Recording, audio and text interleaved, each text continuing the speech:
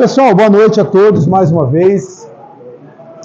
Hoje a gente vai falar de um tema que é um negócio bem espinhoso para a gente, né?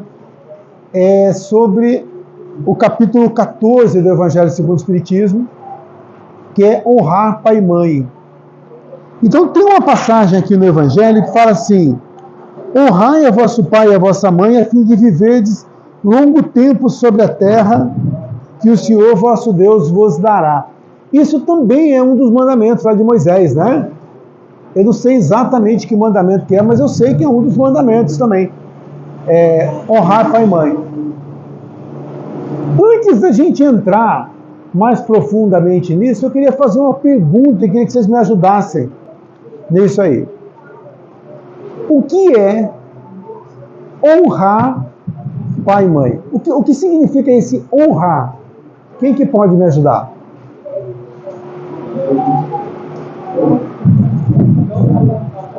Oi? Não desapontar. Como que é seu nome? Alexandre. Alexandre falou não desapontar. Quem mais que a gente poderia acrescentar nisso?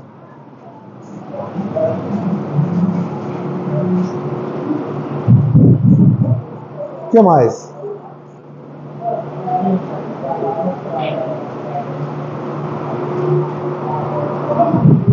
Me ajudem, senão eu não vou conseguir tudo sozinho, é muito trabalho.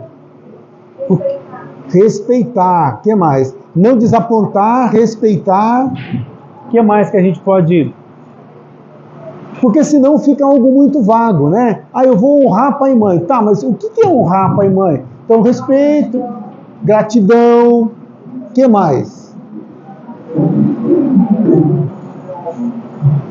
O que mais que a gente pode? Tem mais coisas nisso aí, não tem? Você, tá morrendo de vontade de falar.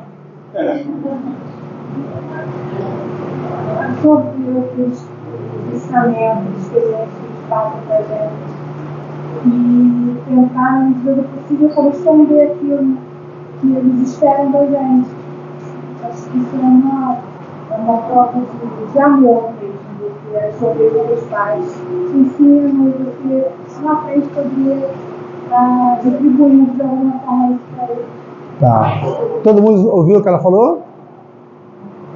Você vê, tem muitas formas da gente entender isso, né? Então, por exemplo, o que é respeitar pai e mãe? Então, o que acontece? Na infância, os pais cuidam da gente, né? Então, aí a gente aprende que tem que respeitar.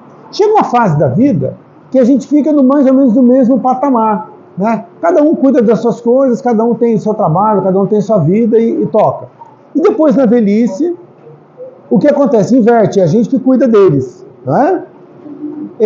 Só lembrando que isso vai acontecer com todo mundo, né? Então, aquele que hoje é filho, amanhã, aquele que hoje é pai, né? E o filho é pequeno, e hoje ele se vê numa condição, daqui a pouco ele já está lá naquela posição do idoso, precisando de ser cuidado, né? Ou seja, é uma via que nunca termina, né? É algo que nunca vai terminar, a gente vai estar sempre nessa condição. Então, por exemplo, quando eu absorvo, como que é seu nome? Gilmara. A Gilmara falou, absorveu o que o pai e a mãe falou. Isso vale para que época da vida? No início de tudo, eu acho que não tem uma época. Eu acho que ao longo da vida isso é um aprendizado constante. A gente tem sempre que aprender com o pai. Mesmo depois de adulto, dá para a gente continuar aprendendo com pai e mãe? Dá? Vocês concordam com a Gilmara ou não? Dá e dá bastante, né? Aliás, chega um momento que eu não sei você, mas, por exemplo, você aprende com seus pais e seus pais também aprendem com você. É uma troca, não é? Depois da fase... Não só na fase adulta. Eu, por exemplo, eu tenho o privilégio de ter 3 filhas já adultas e eu tenho um adolescente. Então, essa minha caçula das adultas, ela podia ser mãe do adolescente. Ela tem idade para ser mãe do adolescente. Então, eu tive o privilégio de conviver com 2 gerações. E aí, como eu aprendo? Porque eu não sei se você já observou, mas quando a gente convive muito com o jovem, a gente traz muito disso para a gente também, né? E a gente acaba aprendendo. Não que eu esteja curtindo funk, não chegou nesse ponto ainda. Mas a gente vai aprendendo muitas coisas com eles, né? Então essa troca, ela vai existir sempre. E a minha mãe tem 90 anos. Né? Quem tem os pais idosos aqui? Bem, já vimos ainda. Tá. E aí vai chegando um momento que esse que está lá com 80, 90 anos, ele precisa que eu cuide dele. E às vezes, eu acho que eu já não tenho mais o que aprender com ele. Observa para você ver. Às vezes você chega numa festa e as pessoas daquela festa, de uma recepção qualquer, eles vão deixando o idoso para o cantinho, não vão? E acabam não conversando muito com esse idoso. Já reparou que acontece muito isso? E às vezes fala, poxa, mas eu não tenho mais nada para falar com ele. Aí o idoso fica ali no cantinho e o pessoal está ali. Por que acontece isso? Por que a gente faz isso? A gente acha que eu, na visão que eu tenho, na minha vivência, eu aprendi com meu pai até os anos de que ele tem família. Eu aprendo com a minha mãe até hoje. Então, eu não tenho como levar ela para algum lugar e ela ficar no canto. Porque a gente comenta, né, alguma coisa, conversa, ela pergunta. Eu acho isso um grande erro nosso. Essa coisa de deixar de lado, sabe? Porque, bem ou mal, né? Lá na frente, eu também vou ser uma idosa, né? Eu ter experiências de vida para contar para as pessoas. Eu acho que seria uma coisa muito frustrante eu não conseguir passar uma história, uma vivência. Eu acho muito triste o que acontece. A gente acha muitas vezes que aquilo que aconteceu com ele lá em 1900 e tanto, não vai acontecer de novo. Né? Então aquela história dele só tinha valor para aquela época. Né? E hoje é uma experiência. E é assim mesmo, de verdade? Ou as histórias se repetem? As histórias se repetem. A única diferença que a gente tem de hoje para 30, 40, 50 anos atrás são a tecnologia, essas coisas mudaram. Mas será que o ser humano em si ele mudou tanto assim, a ponto das experiências serem tão diferentes? Né? Das histórias serem tão diferentes? Então, muitas vezes, vamos pegar as duas visões aqui. O jovem não quer conversar com o idoso. Por que o jovem não quer conversar com o idoso? A Gilmara já falou, todo mundo ouviu o que ela falou. Né? Porque às vezes a gente acha que não tem mais o que aprender. E eu, como idoso, por que será? Será que eu faço também uma reflexão? Por que as pessoas não querem conversar comigo? Eu deveria fazer essa reflexão também? E por que talvez as pessoas não queiram conversar comigo? Porque eu sou velhinho. Será que eu posso fazer alguma coisa para mudar esse quadro? Dá para fazer ou não? Vocês estão tão animados, gente. Olha, tem um negócio espetacular aqui.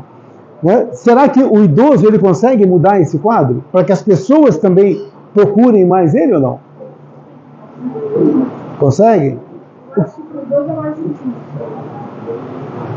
Acho que a gente tem que puxar por ele. É como se fosse criança. Eu acho que a gente tem que estar sempre ali motivando.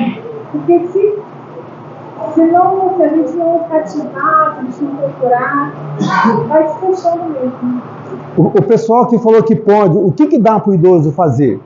Imagina, no 85, 90, o que ele pode fazer para as pessoas se aproximarem dele? Uma boa vibração, estar se atualizando, trazer as coisas do passado de uma forma mais adequada para falar para os jovens, para falar para as pessoas, passar de uma forma mais alegre, mais... É isso mesmo? Dá para fazer isso? Não ficar se lembrando do passado, vivendo somente do passado. Ó, nós não estamos falando do idoso de 60, nós estamos falando do idoso de 80. Eu acho que é verdade. Eu acho que honrar nosso pai, não é assim, eu acho que a ideia do nosso pai é remeter aos que têm mais idade. Eu acho que é aí que está o honrar. Se eu contar com ele, o cara deve ter história bacana para contar pra caramba, sabe? Eu acho que é por aí. Eu não sei, eu sou muito de puxar pela pessoa, né? Sim. A minha mãe teve um processo de depressão depois que meu pai se encarnou, que ela tem 66 anos. Eu tenho certeza que se a gente não tivesse pegasse ela no Rio, trouxesse pra cá e ela tivesse aqueles compromissos, tem que voltar pro Rio, eu acho que ela não teria desencarnar também. Porque é aquela coisa, ficaria esquecida ali, ela viveu aquele luto, porque acho que é uma coisa que não passa nunca, pelo menos ameniza, mas não passa, e eu acho que é isso, honrar, a ideia desse honrar aí é isso. Eu acho que depende muito da gente que é mais novo. Então, quando você está, aquilo que você falou, vale muito para aquele pai e mãe que é mais novo. Mas você já imaginou chegar para a tua avó de 85 anos e falar, vó, a senhora tem que se atualizar, a senhora tem que... Não vai acontecer, né? Que quase que volta a ser criança. Não é isso? Então é a gente que vai ter que fazer esse movimento, né? Para que ele se valorize. É claro que dentro desse processo de envelhecimento, é claro que a gente vai tentando se atualizar. Se você tem um pouco mais de... eu vou tentando me atualizar para eu também não ficar, né, falando muito de passado, tudo. Mas quando chega lá na frente é muito difícil. A pessoa que está nessa condição ter essa consciência. Então vai partir de quem? É da gente, é como a criança. Não dá para chegar com uma criança e falar, você precisa ter uma ideia diferente. Não vai ter, ela é aquilo. Né? Então, é parte de mim. Né? Então, por exemplo, essa inclusão, tem uma música do Titãs que fala assim, a gente não quer só comida, a gente quer comida, diversão e arte. Então, o pai e a mãe, ele precisa de muitas coisas. Né? Então, por exemplo, quando você fala no honrar, tá cuidar. Então, cuidar da parte da assistência mesmo para eles, isso aí é muito óbvio, né? Mas a gente vai além disso. Você quer ver uma coisa que eu estive pensando esses dias? Quando você tem um filho e você precisa, por exemplo, comprar um tênis para ele. Em casa, minha esposa que faz tudo isso, eu sou meio desligado. Mas há pouco tempo ela falou, nós precisamos comprar um tênis para o menino. Eu falei, então eu vou junto. Eu estava lá tranquilão, fui junto com ela. E eu fiquei meio assustado, porque é caro esse negócio, né? Eu falei, puxa vida, eu não sabia que era tão caro essas coisas que você compra, não. Né? Só quando chega a fatura, né? Mas aí tá lá dividido em 3 vezes, você não faz nada, você só paga, né? Acabou. Aí eu falei, poxa, é caro esse negócio. E eu comecei a imaginar, e vocês têm mais ou menos ideia do valor que eu estou falando, que é o preço de um tênis, por aí que vocês devem comprar também. Só que quando você compra um tênis para o teu filho, é uma coisa. E eu fiquei imaginando, eu falei, será que se a minha mãe tivesse pedido para eu comprar um sapatinho para ela e custasse esse preço, eu também compraria? Ou ia querer rachar com os irmãos? Né? Não é mesmo? O perigoso dá até um problema de família. Né? Então você fica pensando, poxa, mas se eu tenho dinheiro para comprar para o filho, por que eu não poderia fazer isso para minha mãe? Para o meu pai? Mas você concorda que a medida parece que é um pouco diferente? Não, a medida é diferente? Então, quando você gasta para baixo, você vê de um jeito. Quando você gasta para cima, a gente às vezes vê de outro. E por que a gente faz isso? Né? Não deveria ser um prazer também para a gente fazer isso para os pais? Então, são questões assim pequenas que a gente fica pensando às vezes, puxa vida, eu poderia agir da mesma forma. E às vezes a gente não age. Na questão da atenção, até do cômodo que eu vou oferecer para minha mãe. Né? Porque o que acontece? Os pais vão ficando velhinhos, de repente a mãe fica viúva ou o pai, e ele precisa morar com você. E aí o neto já fica olhando feio, né? Fala, pô, mas está atrapalhando aqui a minha vida. Então, a gente poder mudar essa sociedade, porque amanhã é a gente que vai estar lá. E muitas vezes eu falo assim, não, mas eu tenho uma boa condição financeira. Não interessa. Não é por isso. Porque as pessoas, não é isso que vai fazer que as pessoas te tratem bem. Pelo menos em família. Muito pelo contrário. Né? Então, assim, são questões assim que são... E aí, e olha o que é interessante aqui, ó. Ele fala assim, ó: honrai vosso pai e vossa mãe, a fim de viverdes longo tempo sobre a terra que o Senhor vosso Deus vos dará. Gente, o que ele está querendo dizer com isso? Eu estava hoje ouvindo alguém falar sobre esse tema, e aí o rapaz ele falou assim, então, eu estou só ouvindo aqui as várias...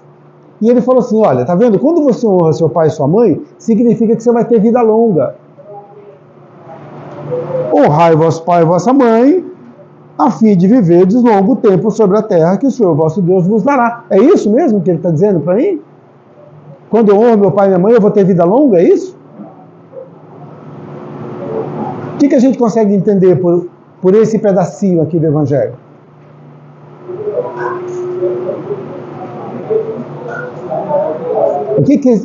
O que é essa terra que o Senhor, meu Deus, me dará? Que eu vou viver bastante tempo nessa terra.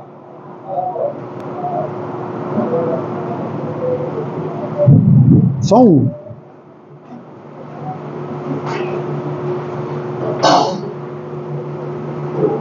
Onde que é essa terra que a gente vai viver bastante tempo se eu honrar meu pai e minha mãe?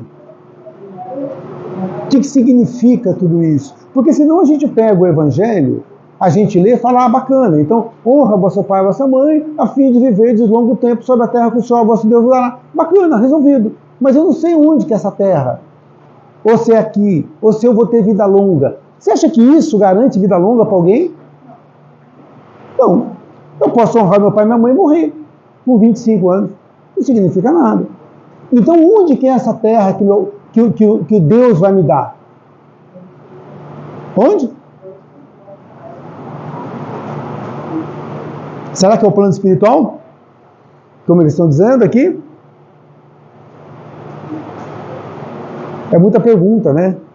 Tá vendo como eu estou perturbando vocês com bastante pergunta? Para que a gente possa pensar em tudo isso mesmo. Porque se eu vier aqui e a gente for falando só, vai entrar... Então, quando a gente começa a refletir, o que acontece com aquele indivíduo que está nesse patamar de honrar pai e mãe? Não é alguém que tem uma consciência já um pouco mais desperta? Não é alguém que já está num patamar de consciência um pouco mais elevado? O que está acontecendo com o planeta Terra? Ele não está passando por um momento de regeneração? É claro esse momento de regeneração que a gente está passando. Dá para a gente notar que está acontecendo alguma coisa diferente no planeta. Então a gente vai passando de um mundo de expiação e provas para um mundo regenerador. Quem que fica nesse mundo regenerador? Quem que mora nesse mundo regenerador? Quem que vai continuar sobre esse planeta Terra quando ele estiver regenerado? Não são esses espíritos que estão em condições melhores? Então, quando eu faço tudo isso, isso mostra, além de outras coisas, que eu já estou num outro patamar espiritual, patamar evolutivo. Não é isso? Então, eu consigo me manter nesse planeta regenerado. Eu não vou ser aquele que vai para outra situação. E eu vou encontrar um pouco mais de paz em tudo isso, né? Então, é mais ou menos por aí. E você deve estar pensando numa outra coisa. Você deve estar pensando assim, mas você não conhece o meu pai. Você não conhece a minha mãe.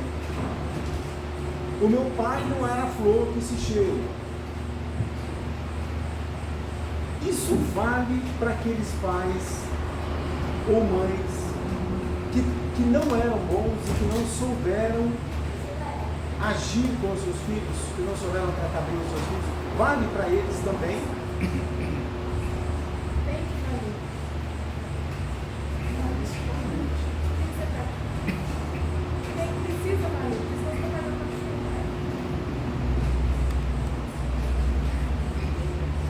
Talvez aí é que vale mais, né?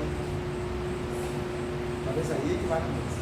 Porque quando eu não tive uma boa criação, aquele pai que abandonou o filho, a mãe que abandonou o filho, ou a filha, deixou para lá, e essa criança teve que cresceu numa situação adversa, aquele que muitas vezes sofria violência doméstica. Então, como que eu hoje retribuo esse pai, essa mãe? Então, isso, o que mostra quando eu faço isso para esse pai que não foi bobo? Aí não está mostrando uma elevação, uma grandeza bacana da minha parte? Mas tem que sentir de verdade. Não dá para falar assim, eu vou agradar ele só para eu ir para o nosso lar. Aí não rola. Quando a gente faz preparação, eu costumo geralmente no começo, acho que não estava todo mundo aqui, eu gosto de vibrar um pouco de amor para aqueles que eu gosto, para aquelas pessoas que nos são importantes, mas principalmente para aquelas que a gente tem problemas com elas.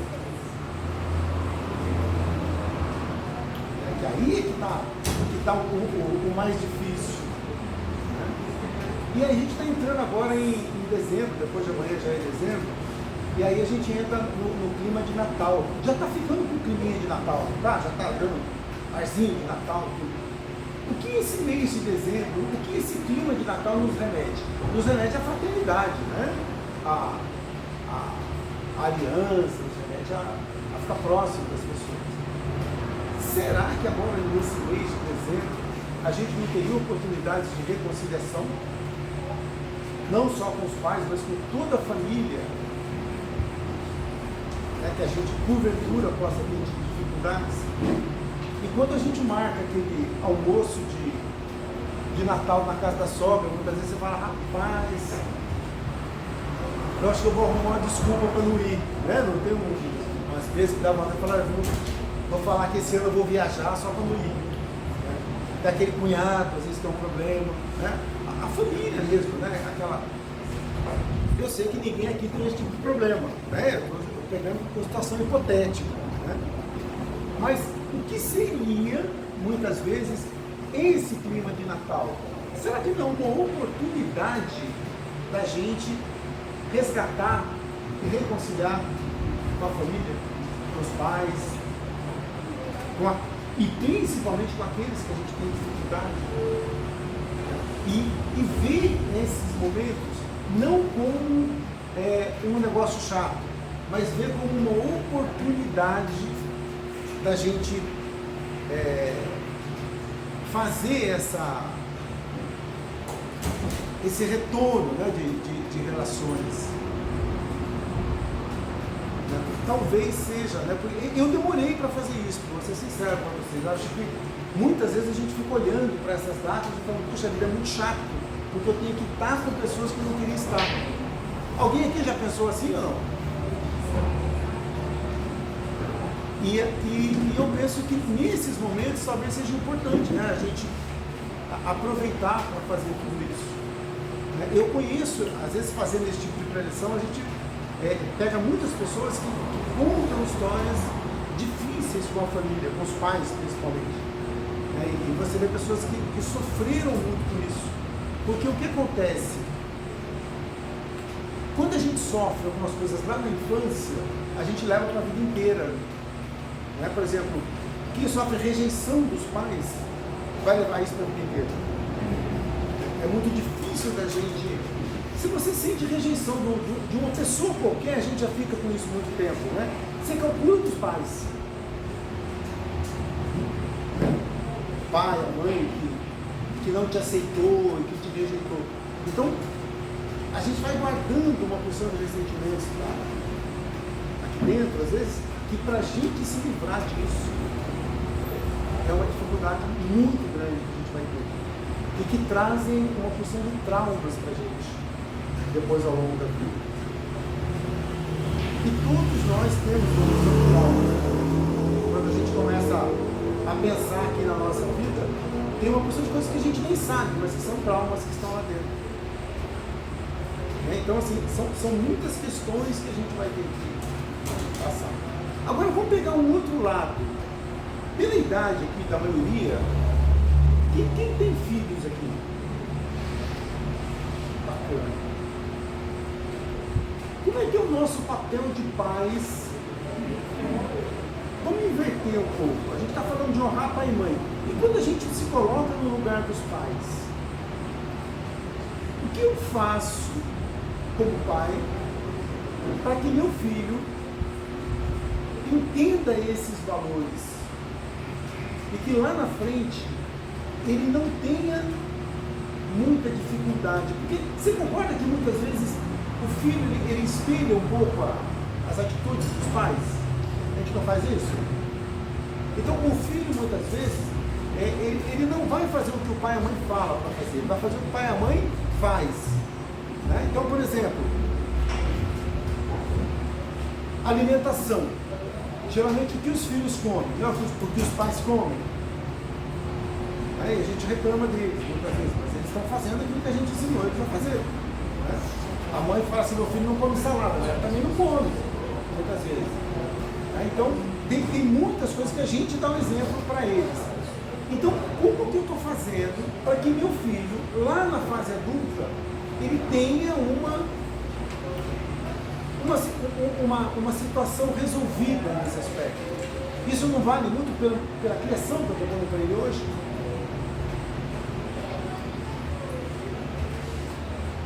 Será que a gente está conseguindo fazer isso de forma bacana? Será que eu estou conseguindo proteger legal meu filho dessas coisas que acontecem? Será que eu estou conseguindo mostrar para ele muitas vezes aquilo que o filho faz? Aqui tem evangelização infantil no sábado, tem? Domingo ou sábado? Domingo. Quem tem filho aqui pequeno que faz evangelização infantil?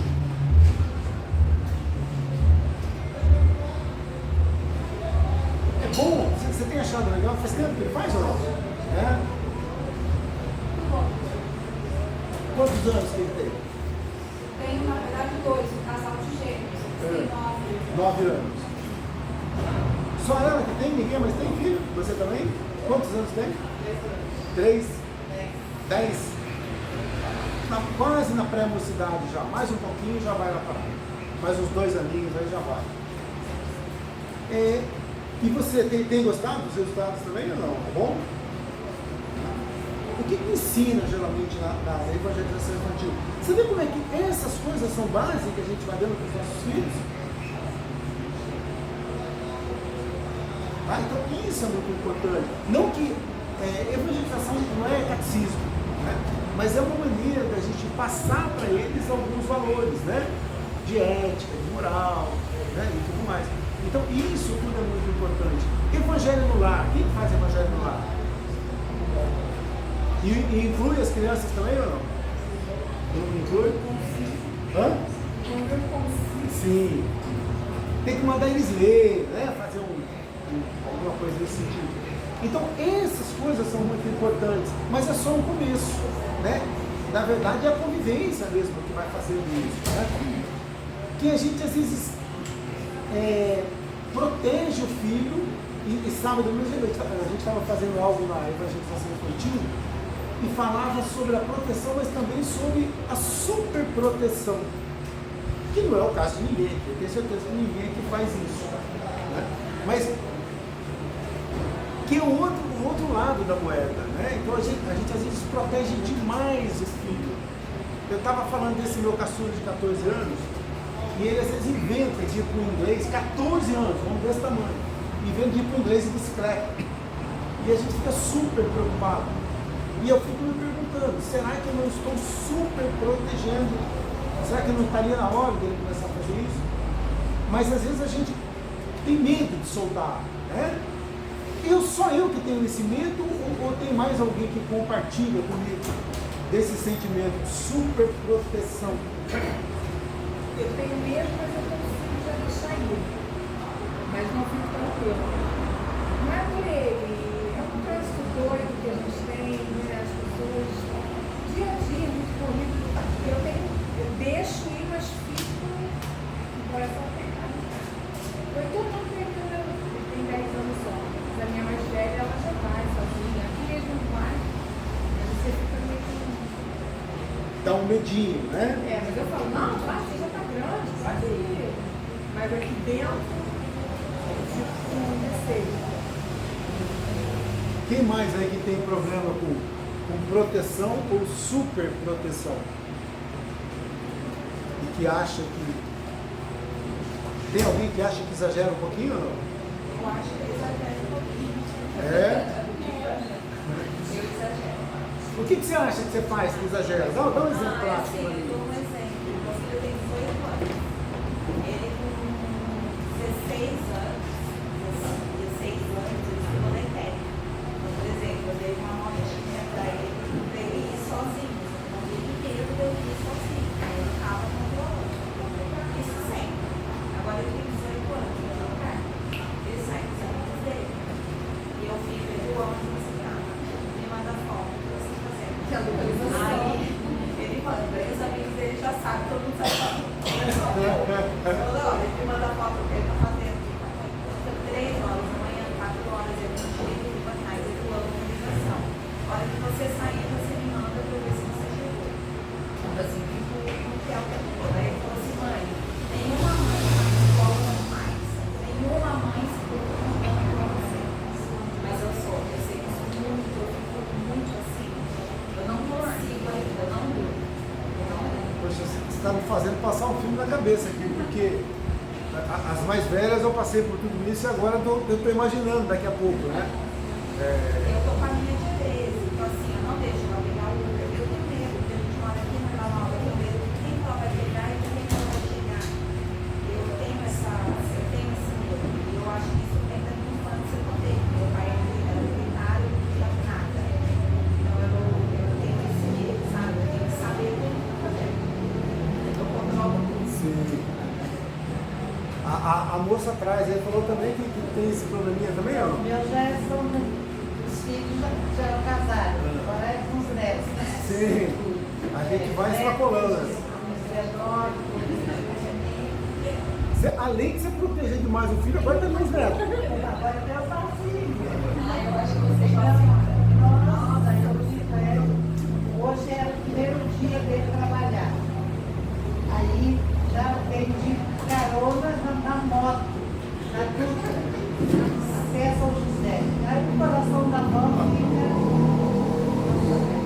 Mas é preocupante mesmo, né? Tudo isso aí a gente fica. A pergunta que eu vou te fazer, na sua experiência, seus filhos já casados, eu conheço inclusive uma pessoa que isso melhora? Não. Porque as minhas são assim, 27, solteira, a outra com 20, é 24 horas de ocupação total. Eu costumo dizer que a preocupação Assim, um é um mestrado, fazer residência fora. Então a gente fez coisas de preocupação que já aconteceu acidente. A outra é aquela de 20 anos que não aceita a chuteira da câmera. Não, se eu não pegar essa experiência, eu não vou aprender nunca. Aí você tem que aí acontece isso que ela falou, você quando chegar lá me liga, ela não liga. Aí você vê o celular não toca. Ele só liga e ela só responde como quer. Então a gente fica o meu, ele já sabe que eu sou muito, eu tive crise de ansiedade. Então, na época, eu era casada e minha esposa falava assim, avisa a sua mãe, senão ela chega a passar mal aqui em casa. Eu sempre penso. Então, ele chega comigo e fala, cheguei, tá tudo bem? Aí já manda a foto dele com os amigos acham o saco, ainda fala cara feio, faz assim, tia, faz assim. Ele tá falando. A minha caçula casou lá em 2010, ela tinha 21 anos. E aí o marido foi transferido para Cuiabá. Aí você imagina, né? Caçula, Cuiabá. Aí o que ela fazia? Se de lá de Cuiabá ela fosse para algum lugar, porque ele era engenheiro de vendas, então ia para algum lugar, vou viajar 200 quilômetros. Então ela, na época ela ligava, né? Não tinha 2010, 2011, mandava aqueles SMS. Ó, eu tô indo viajar em tal lugar. Aí quando eu chegar lá eu te falo. Aí ela chegava e falava, porque assim, quando estava em casa não tinha problema, mas o medo é quando ia viajar. Então eu tinha que avisar quando saía e quando chegava. Ele falou para ela, você já está casada, você tem que fazer isso. Então assim, a gente acaba às vezes, mas por que a gente faz isso? É excesso de amor. Né? Amor nunca tem excesso, mas é amor, né, que faz com que a gente faça isso. E isso pode trazer algum tipo de problema. essas preocupações de vocês, eu acho que são muito pertinentes, porque moto, por exemplo, a gente fica preocupado mesmo, não é mesmo? Mas durante a infância, muitas vezes, a gente super protege demais, né? Com 4, 5, 6 aninhos. Então, como que eu vou agir com meu filho ou com minha filha para que eu não o super proteja? O que acontece com uma criança quando ela é super protegida? Qual é a consequência do que ela na frente? Inseguro, com medo de tudo, com medo de ter novas experiências. Vai ser um adulto fraco, vai ser um adulto que vai precisar sempre da opinião do outro para poder pensar que está fazendo certo. Isso é muito ruim. Vai ser alguém muito fragilizado, né? Porque ele não está acostumado a ouvir não, porque tudo a gente faz, né? Põe o todinho no copo, passa a manteiguinha, não é isso? A gente faz demais, então a gente tira a autonomia dele, né? Tira a autonomia dele. E aí eu vou ter alguém, como você falou, muito fragilizado, muito inseguro. Você quer ver uma coisa que a gente faz direto com os filhos? E vocês talvez achem um exagero, que eu vou dizer, até a questão da morte.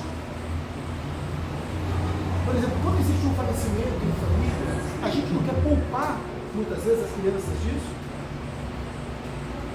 Né? E depois isso não gera consequência lá na frente.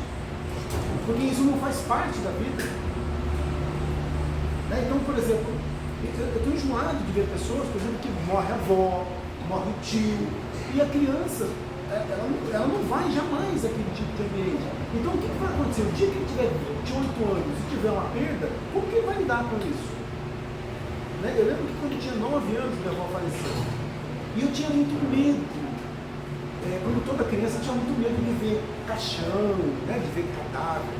E eu cheguei, e naquela época os velórios eram em casa. Não que seja muito antigo, né? Não acontecia, em casa. E aí eu lembro que eu cheguei e fiquei olhando aquilo tudo da porta, assim. Aí minha mãe falou assim, vem aqui, você não gostava da sua avó? Gostava. Fica aqui no lado, pode ficar aqui, não tem problema. E eu fiquei olhando minha avó toda ali do lado, aí, porque antes eu nem punha mão naquilo, eu achava, né? E aí, a partir dali, eu deixei de ter medo de ver. Né? Isso não faz parte da vida, não vai acontecer todo o tempo. Né? Então, são coisas que quando a gente vai aprendendo, vai soltando esse filho, né, ele vai tendo muito mais autonomia. Essa questão do não, muita gente, às vezes, que comete violência doméstica, uma porção de coisas, é por quê? É porque ele presenciou violência ou porque ele nunca ouviu não. Né? E quando ele ouve o não, acabou todo mundo para ele. Né? E por que você está falando isso se o tema é honrar pai e mãe? Porque o que eu estou criando? Será que eu estou criando alguém que vai lá no futuro, daqui a 20, 30 anos, está pronto para entender a velhice do pai, da mãe, da sogra? Ou eu só estou mostrando para ele as coisas belas e estou tratando ele aí na base da Nutella, né, pura, né, o tempo todo, sem mostrar para ele das dificuldades. Você entende que muitas vezes a gente mesmo, como pai e mãe, a gente está plantando um filho lá, está criando um filho que lá na frente ele não vai ter condição de arcar com aquilo que seria coerente, né, com relação a gente mesmo. Então, por exemplo, a proteção é muito legal, mas a gente não pode passar do ponto. Né? Então, quando a gente passa desse ponto, mas fique tranquila, porque essa de andar de moto é perigosa. Essa aí a gente fica mesmo com medo. Mas eu fiquei com medo também desse negócio do meu filho estudando. Ele pega muito todo dia de carro. Hoje ele está com carro, mas não tinha, ele não tinha carro, pegava carona. Ele filmou uma das caronas para eu ver. Ele falou, mãe, eu vi a morte na minha frente, eu não mais estou dirigindo. E cortando todos os carros, desde a faculdade, lá do parque tecnológico, até aqui. Mas falou assim, ele filmou até a velocidade. Ele falou, mãe, eu não estou vendo nada. Realmente, porque aquele vídeo eu fiquei impressionada. Eu nunca mais eu vou carona. Ele falou, mãe, eu não vi mexe, precisa dar carona e pegar. Porque ele corre muito na carona, ele tem que só. Ele tem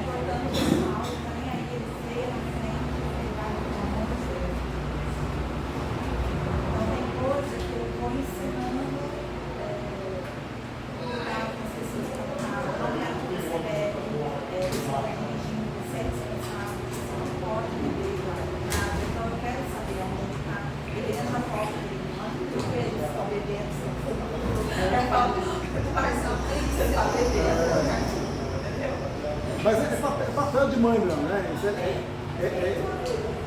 bem das mães mesmo, né? Pra gente. Como que a gente pode, quando a gente observa essas coisas, e eu olho para cima, eu olho para os meus pais, como que eu posso tentar equacionar isso aí? É porque hoje você está no sanduíche, você tem filhos e muitas vezes tem os pais, né? Então, como é que eu faço para cá e como é que eu faço para lá? Né? Então, será que eu consigo hoje fazer um plano bacana? Será que eu estou conseguindo, ao mesmo tempo, ser um bom filho e ser um bom pai? Né? Por quê? Porque essas coisas vão se repetindo com o tempo. Né? Será que a gente tem conseguido fazer esse papel? Você já imaginou o que está vindo por aí? Às vezes eu fico pensando de como o mundo está ficando competitivo. Você já reparou como está ficando? Muito mais do que aquele que a minha geração enfrentou, e o que a maioria da geração de vocês também enfrentou. O mundo hoje está ficando muito competitivo. E se eu não tiver uma mão legal para ensinar algumas coisas para os meus filhos, eles vão se perder. E uma coisa que eu aprendi, que eu sempre sinto, é que você consegue um emprego, muitas vezes, pelas suas qualidades técnicas, profissionais. E você perde o emprego, muitas vezes, pelas suas deficiências morais. Muitas vezes, não todas. Pode ver, a maioria das pessoas que são demitidas, e todos nós já fomos, talvez, nem sempre foi pela questão técnica. Não é porque eu não estava conseguindo fazer o meu trabalho. Às vezes eu fui demitido porque eu não estava me relacionando bem com as pessoas, porque eu não cumpri horário, né? E por outras coisas, tá vendo? Às vezes teve um corte, mas em muitas ocasiões não é porque eu não estava conseguindo lidar bem com os relacionamentos, com as pessoas. Então é importante que a gente possa também fazer alguma coisa para que lá na frente, né, isso possa mudar um pouquinho. Né?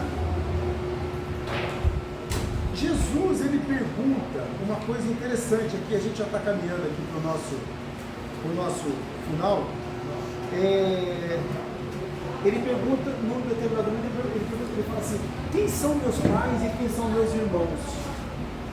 Essa família que a gente encarnou aqui na Terra, você caiu aqui numa família, você nasceu, por que você caiu exatamente nessa família que você está? Você acha que foi alguma coincidência ou que teve alguma coisa que te levou para aquela casa ali? O que vocês imaginam? Hein? Sério que eu escolhi? Vocês concordam com ele ou não? Eu me acertou.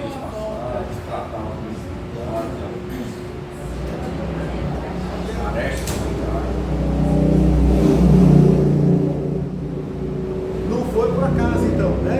Que a gente caiu ali. Então tem algumas coisas que me fizeram cair ali, como ele falou. Talvez eu mesmo. Se eu tiver uma consciência razoável, eu consigo escolher. Se eu não tiver, aí é compulsório. Aí vai lá e se vira. Mas tudo isso é planejado. Eu não nasci ali por acaso. Então, se eu nasci naquela família, ele falou, talvez eu tivesse problemas ali para corrigir, né? Mas é só problema que me trouxe ali ou tem mais coisa?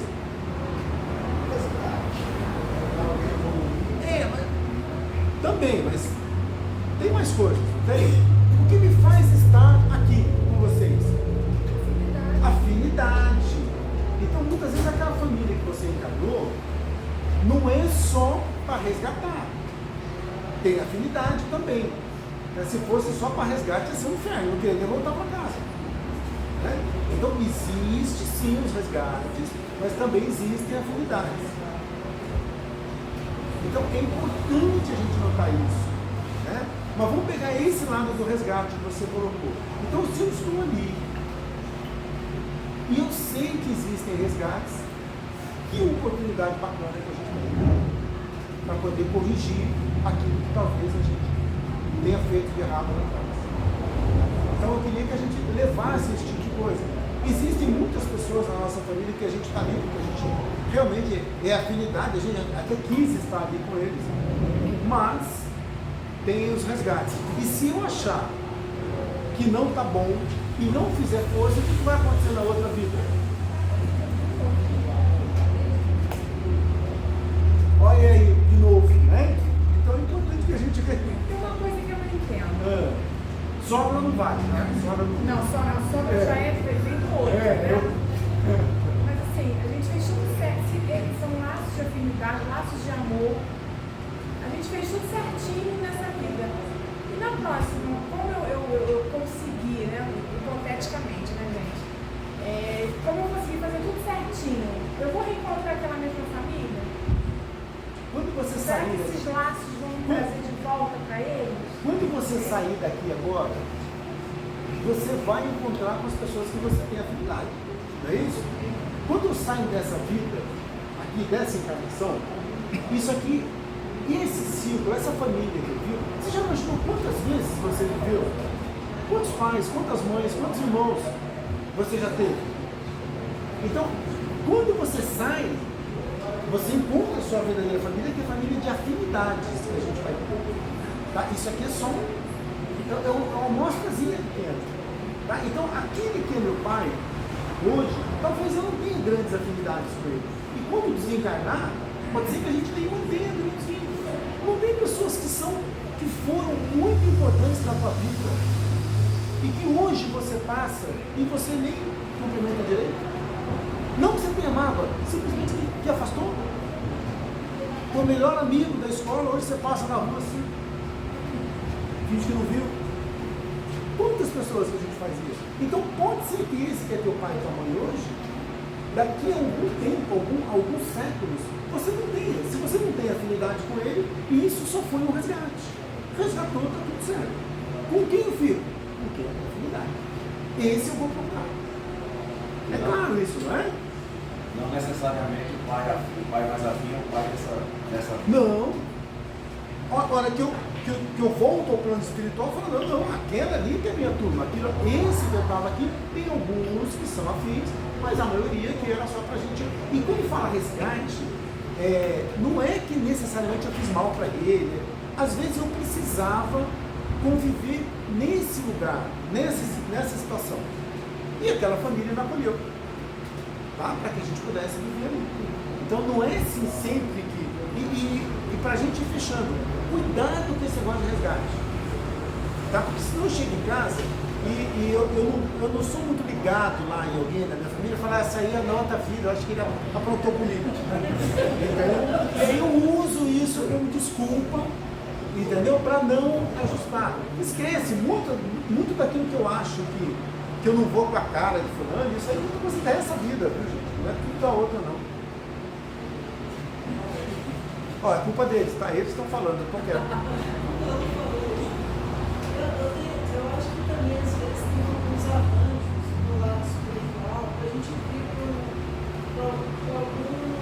algumas funções ou missões com o outro, no sentido, às vezes, de proteção ou de ficar ali por um tempo, para a pessoa se fortalecer. Como as mães cuidam da gente, ela tem aquele senso de proteção. Mas eu me lembro de quando eu era criança, eu não tinha esse senso de proteção com a minha mãe, e hoje eu imagino que pode ter sido uma combinação, porque eu tinha pesadelos, e no meu pesadelo tinha uma pessoa que estava indo sempre na direção da minha mãe. E eu acordava, o pesadelo vinha eu acordava para acordar minha mãe. Então eu ia lá no quarto, fazia acorda a mamãe. E ele falou, não, ela está dormindo na corda. Não era para ela continuar naquela situação. Então, às vezes, eu acho que tem alguns arranjos, combinação, pode ser que os espíritos, mas às vezes um espírito protetor daquela família que faz com que vocês vão juntos para dar uma força para você mesmo e ser Imagina assim uma situação, ó. Você mora aqui em São José, teu filho vai fazer faculdade, numa outra cidade. Vai lá em Brasília fazer faculdade. Você tem um conhecido lá em Brasília. Você tem um parente lá, um conhecido. Você fala, meu filho vai ficar aí, dá uma olhadinha nele pra mim. Entendeu? Então, não que ele tenha resgate. Então tem várias situações. Então, esses que cuidam da gente aqui, aqueles que nós cuidamos, têm afinidade, mas também tem essa questão. Às vezes você está fazendo algo pelo outro. Então, qual que é a melhor forma? É a gente viver da melhor maneira possível. Desencarnou, cada espírito é único. Você nasce sozinho e você desencarna sozinho. Eu posso cair em um avião com 200, mas cada um tem a sua experiência. Né? E aí eu vou encontrar aqueles que eu quero estar mesmo. Porque, né, em toda essa existência, em toda essa jornada, é muito simples. Veja essa tua vida. Eu volto a repetir. Melhor amigo de infância. Hoje, às vezes, você passa na rua e você não vê mais. Mas quem que é o grande amigo teu? O cara que você conheceu há 3, 4 anos. Né? Então, a vida ela vai fazendo dessa forma. Então, qual que é a melhor maneira? Para a gente entender. Nós viemos aqui para aprender a amar. Isso parece meio piegas quando a gente fala, mas é isso mesmo. A gente vem aqui para aprender a amar, para aprender a conviver. Né? E aí a gente vai convivendo com todos aí, amando e vai, para que a gente possa se melhorar devagar. Ok?